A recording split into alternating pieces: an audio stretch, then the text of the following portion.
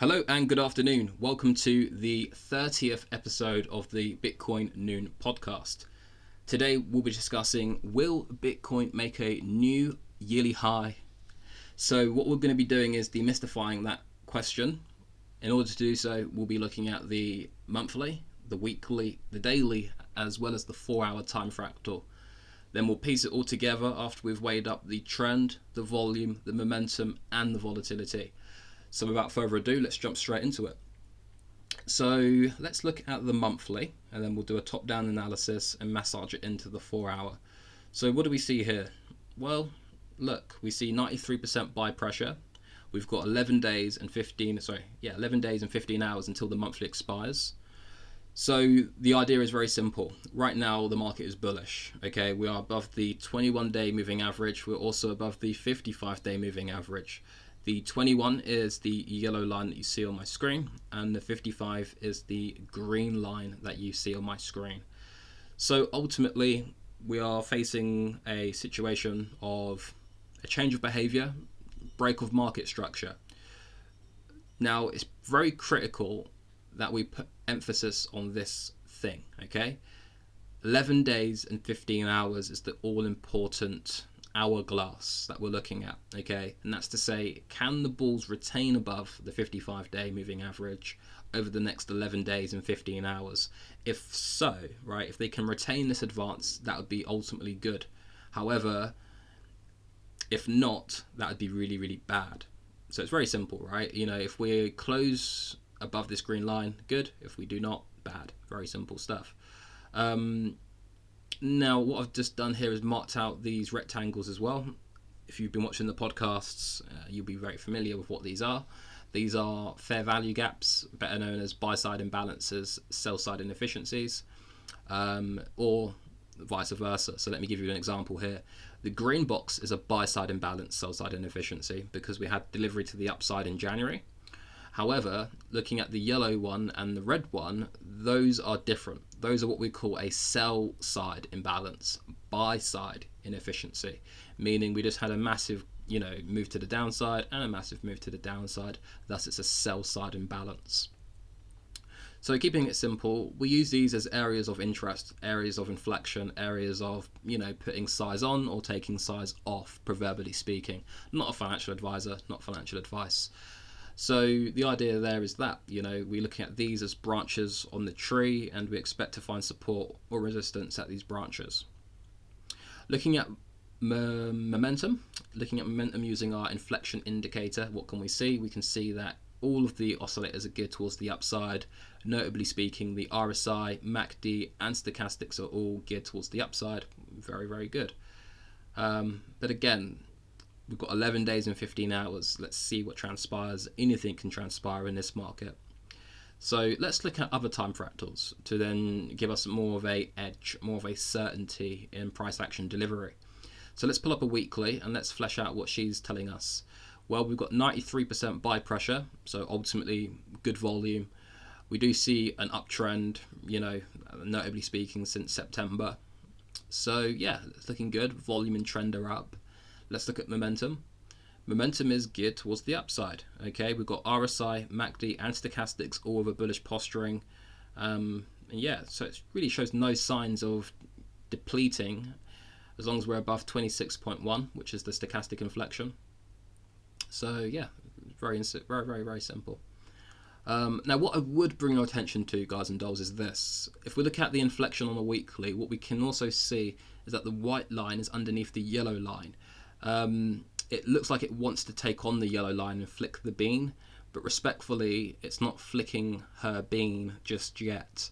So I do think this is a bit of a cock tease. I do think this is a bit of a foreplay situation, and ultimately the sexual innuendos to the side. If the white line goes above and flicks the bean on the yellow, that would be positive, that would be bullish for euphoric, rise, let's say. However, as long as the white line is under the yellow, the air of probability does still remain to the downside on a weekly time fractal perspective. So I just want to reference that properly. Anytime we've seen the white line above the yellow line, very positive. However, anytime the white line's under the yellow line, historically very negative. So how are we doing for time? 5 minutes. Okay, I'm going to give you some examples on this. So if we just mute our plot, which is the stochastic, and we isolate what we see here as the relative strength, what we can see here is many iterations going back. Now, I did mention this in the prior podcast. We went through this exact trade setup, but ultimately, as long as the white line is underneath the yellow line, risk is firmly to the downside. So what I'm going to do here is I'm going to get a vertical line. I'm going to show you exactly what's going on here. So boom, that's that one there. We should make this a white color actually. That'd be good. You guys can really see what's going on there. Cool. So what I'm going to do is just mark off a few of these iterations where I actually crossed down, so you can actually see what that meant for price action. Okay, so we're just going to go through the last 3 iterations. So notably speaking, from February 2021, December 2021, and August 2023. Just want to show you these last 3 iterations and the implications it's had on price action delivery. So ultimately, we should probably discuss the first one here, that's most recent. Price action was, 29 Gs? Okay, and then it fell all the way down to 25 Gs. Okay, so big move. Respectfully, it looks like a small blip on the chart, but ultimately Bitcoin went down 5 grand per one. So very simple. And the move has not been, cancelled out yet. It will be cancelled once the white line crosses back up the yellow, and that'd be a signal to then go back into buy mode. But right now we're still in sell mode ever since August. So just keeping it real with you right there. Now, if we're to go back into the past to know where you're going, you've got to know where you're coming from. The all-time high, close to the all-time high in 2021 was here at 51 Gs. That's exactly when we had the inflection crossover on the white line and the yellow line towards the downside. And subsequently, it kept us in a year-long downtrend. I shit you not. It was a year-long downtrend from December all the way to November 2022. Or you could even say December 2022, literally. Right there, okay? Right there where the white line crossed the yellow line, which is just here, and that's where we had the regression back towards the upside, okay? So it really gets you on the money on both the upside and the downside, which is super intuitive, I believe. Now, the next one I want to bring your attention to is the saga that happened in February of 2021, which is this cluster around here. Ultimately governed by this here, the strength started calling off. As soon as it come out the critical zone and turned white, that's when it puked. So really it picked up steam on May the 3rd on the 2021 year. Sounds so dyslexic, right? 2021, May the 3rd. That's when the strength then started to dissipate and come out of the critical territory, get booted out the critical territory, straight back to the downside. And subsequently, what that done to price action was this. It took it from 59 Gs all the way down to 28. 28. So big move. If we're to get a measurement tool on that and actually get it properly, we're looking at a move from there to here, which is a 52% deduction. Basically, you would have lost 52% of your money if you bought there, or if you sold there, maybe with intensifiers, let's say. You'd be making a lot of money on the drop, okay? When I say intensifiers, I just mean leverage or derivatives if your nation state allows you to do that. Again, not financial advice, not financial advisor. But you can make moves and big money on these drops. I'm telling you now, categorically. This is why people get rich in debuckles, right? They bet the market falls, and as it does, eureka, their portfolio does gymnastics and does the polarity. So cool, leave it there.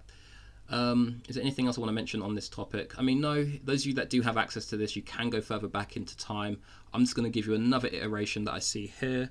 So we'll mark that off there, and then we'll pull this up so you can see what happened. Okay, so let's look at that here. So what happened in this saga? This was September 2019. Okay, we had the same signature here. The white line flicked underneath the bean, and subsequently price action went down under.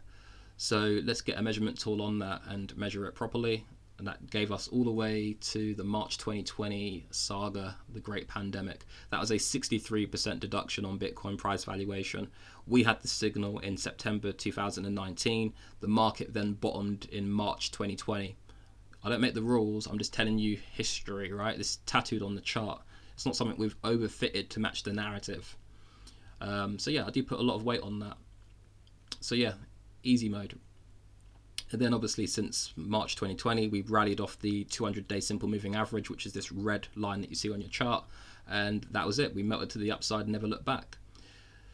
So that's what we're dealing with, okay? I just wanted to go into that in a little bit more texture than usual, because we are still underneath the critical area here. We've not flipped above the yellow line yet, so that still tells me the downside's in play, okay?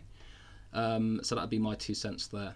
So let's look at the daily, and then we're going to look at the 4 hour, and then we're going to round it off and bring the bird to a landing. So looking at the daily, what do we see here? We see 90% buy pressure, which is obviously good. We do see an uptrend, again, very good. We're back towards the Monday highs of the fake ETF news that we saw from Cointelegraph in regards to the BlackRock ETF. So again, we are back towards that upper echelon of price action discovery, which is good. However, you're going to realize this. We are at the horizontal white line on the Trend Volume Pro version 3. If I mute this indicator really quickly, you'll see the implication. It's muted. Now it's back on. So what this does, it tells us where we can expect resistance, where we can expect support, and subsequently we'll be expecting price action to ping pong between the latter and the former, meaning support and resistance, right? So the idea is simple. Right now we are at resistance. Okay, this white line represents resistance. If we govern above it, that would be obviously good. Change of behavior, change of character, all that jazz. Then we can derive targets back towards 32, which is the next white horizontal that we see on our Pro version 3 indicator. So this is how I'm managing my risk. People ask me, how are you managing your risk, Benaya? Well, this is exactly how I'm doing it, guys and dolls. I am basically betting the market falls at resistance, and then if we break resistance and flip it into support, I would then be buying that support up until the next resistance, which is this white horizontal line that you see here. So let me give you some numerics on this. If we break above 29k on, well, sorry, let me get this properly. If we break above 30k, not 29k, right now we're 29,756 at time of recording. Now, however, if we break above 30, right, if we break above 30, then I would be deriving targets back towards 32.6. Okay, so if we break above 30 grand, I'll be then deriving targets towards $32,600. However, if we get rejected here, which is what I'm expecting, okay, going into the weekend, I do think there'll be thin volume on the order books. So I don't expect much exuberance over the weekend based on the thin volume on the books, basically. Institutions are shut, family offices are largely shut, so there is an absence of liquidity. So typically you won't find big exuberant moves on the weekend. Typically we go risk off and go flat on the weekend, and then when CME opens back up on Sunday night time, that's when we start to get speculative, as it were. So keeping it simple, I expect rejection here and back down to the 200, which is the red line, which is straight back into this fair value gap that we saw confirm on Tuesday on the daily. This is the buy side imbalance, sell side inefficiency measured by this yellow rectangle. The middle line, as you know, if you don't know, this is the 50% line, better known as consequent encouragement. If we're above it, typically that would be seen as your support region. However, if we break below it, that is seen as your trigger point to then change your opinion. Very important, guys and dolls, as well. When we're doing this mental masturbation on inflections, it's very important that you solidify this. Always have an assumption based on A, B, and C. Then you have to have an invalidation, right? Have an assumption, then have an invalidation to the same measurement of reasons. So for instance, if there's 3 reasons why you're bullish, you got to have 3 reasons why you'd be bearish at a certain inflection. Excuse me. So for me, like I say, I am bearish right here, right now, but I'd be bullish if we close a daily candlestick above this white horizontal. Okay, so always be like water. Like Bruce Lee said, you want to be like water. If the water gets poured in the cup, the water becomes the cup. We're not here to be ice cubes and be rigid in our thesis, okay? We've got to be nimble. If you want to survive the ebbs and flows of the open market liquidity, you have to be nimble or you will be victimized. Simple. And when the tide goes out, you will be seeing who's swimming naked when the tide goes out. So the idea is, don't be swimming naked. Always have a plan. If this, then that. That's how you survive. That's how you survive. Cool, leave it there. So that's that. Is there anything else worth mentioning on topic? No, I don't think there is. Let's pull up the 4 hour then and let's see what's going on here. So looking at the 4 hour, what do we see? 87% buy pressure with 2 hours to go until expiry. We're above all major moving averages, notably the 21, the 55 EMA, and the 200 SMA. Again, same implication. We are at resistance here on the Trend Volume Pro version 3. Typically, I'd like to be a seller at resistance and a buyer of support. However, if this resistance flips into support, then I would be a buyer. Okay, cool. So yeah, that's that. Momentum. Now, this is the big elephant in the room. Okay, this is the big elephant in the room, man. Look, the green area is critical, right? Now, what we see here is that the yellow line is in the critical region. Now, this is something we've not seen on the 4 hour for a long time, going back to July the 23rd, okay? So July the 23rd, we had the yellow line up in this green box area. I'm going to mute the other line so you guys can actually see what I'm talking about here. I might even mute this one as well. 1 second. Bear with. Doing some aesthetics here. Want you guys to really see what's going on. Dumb that down. And we'll dumb that down. There you go, cool. So all I want you to look at here is the relationship on the yellow line being above this green line here, okay? Now, the last time we had this signature on a 4 hour was in July the 23rd. Now, let's have a look at that. That was right here, right? That was the high of summertime, basically, right? 31 Gs. Then we went to 31.8 on the 14th of July, June. Okay, so June the 23rd, there you go, being dyslexic here. June the 23rd, it called the high, and then we went a little bit higher on July the 13th, whiskers higher, notably $200 higher. So basically caught the top, deviation of $200. Come on, we're dealing with thousands, give it some leeway. But the idea is very simple, guys and dolls. This denotes the critical area when the price is likely to do the complete opposite. So let's have a look at that. So this whole chunk of price action here, let's just ring fence that properly. If we can just ring fence this whole clusterfuck here, right? That's the clusterfuck right there. If we can make that a little bit more poignant as well, where's the colors? We can make it something like this, so you can really see what's going on there. Actually, could we make it a red color? There you go, I'm getting dyslexic with it. But yeah, so look, this is the whole saga where you want it to be out the market, dude. Because yeah, subsequently price action fell by orders of magnitude. And specifically, if we're measuring it from the yellow when it reached the critical zone all the way down to here, we're looking at a 20% deduction on Bitcoin that transpired over 80 days and 12 hours, which basically in layman's terms means that Bitcoin dropped $6,555 from the signal given. You could even argue, you could have measured it from here actually. From there all the way down to here, which is when the critical yellow line went back into the red box territory, which is right down here, if you can see there. So really you can sell here and buy back in here, right? So sell here, buy back into here. And that's what we see now, right? So we're back in the sell zone, bro. We're back in the sell zone. This is the critical territory. So for me, I'm not bullish here, dude. I appreciate the market's going up. I appreciate we're nearly at the current yearly highs. I appreciate these things. However, numbers don't lie to me. And 1 + 1 is always 2 in my world. And this is something that's kept me outside the Marxist construct for the last 3 years. And I do put credence on it. So again, what's in motion tends to stay in motion. And the market's very overextended right now. Typically, one would call this overbought. But there is a caveat with that. The market can stay overbought for longer than you can stay sovereign, right? The market can stay irrational for longer than you can stay rational. So, just because we're overbought is not really indicative of a sell-off, but it just heightens the probability that it's due to sell off, okay? So I would put a lot of credence on that, especially on this metric here that you see on the inflection indicator. The last time we was this high was in the summertime, and guess what? The summertime basically was the current yearly highs, and it bled out all the way until September. So just something to be mindful of. And again, multiple thousands to the downside, not to be messed with. Okay, cool. Is there anything else worth mentioning on topic? How are we doing for time? 19 minutes. I think that's pretty good for today. I'm just thinking, is there anything else critically that I want to mention that we haven't mentioned? No. What I will say is this, guys and dolls. Yesterday, what we did say to ourselves is this.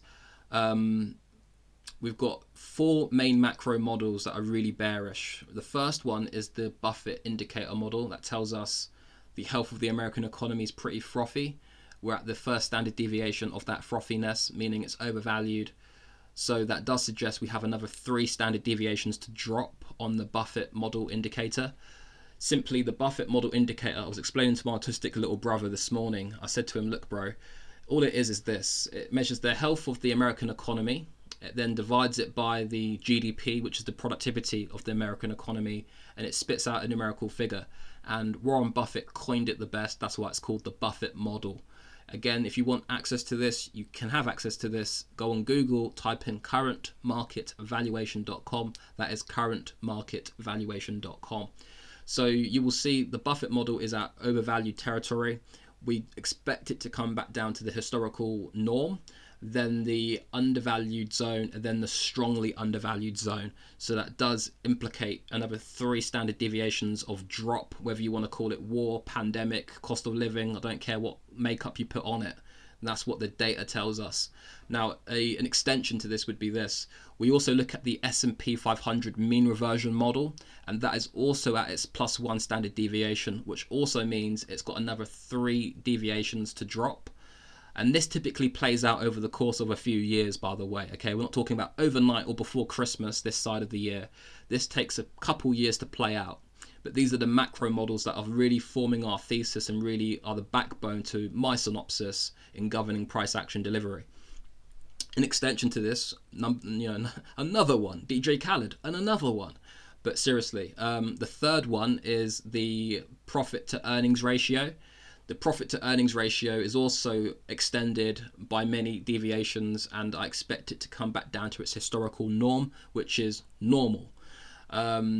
So another one is, this is the biggest one, by the way, it's the yield inversion model, the yield curve inversion model, which measures the 3-month treasury yields and the 10-year treasury yields. And ultimately, any time it's been this high, it's always, and I repeat, always led to an economic debacle, recession, 10 sigma, panic, war, whatever you fancy in terms of words.